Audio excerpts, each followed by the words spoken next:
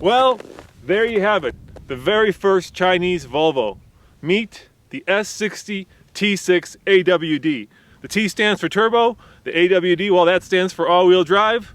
Let's take this first Chinese Volvo for a ride and see how it drives. Okay, to be fair, Geely, the Chinese company that now owns Volvo, purchased Volvo from Ford about a year ago, so technically the S60 was in development long before Volvo became a Chinese-owned brand. The thermostat outside reads 6 degrees. Good thing this is an AWD or all-wheel drive car, because today we're going to need it.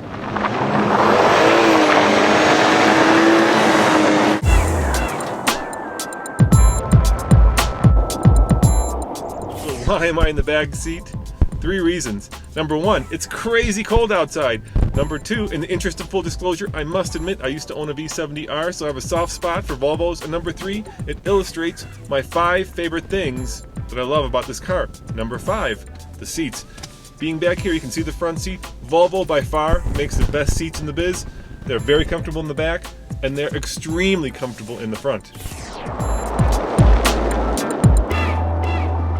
Number 4, the Swedish Styling. While this car company may be owned by the Chinese, it's still styled by the Swedes, and I love their sense of elegance and design. Flowing shapes, comfortable ergonomics, big fat steering wheel.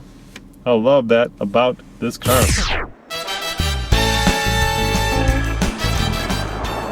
Number 3, the comfy, solid, and cushy ride. Volvos have always been extremely heavy, they've been extremely safe, and they've been extremely comfortable, and this one is no exception.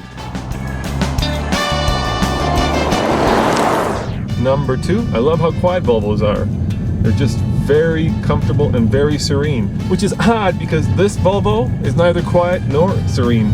The engine is loud and the tire noise is loud. Listen. That's a lot of power. That's also a lot of noise.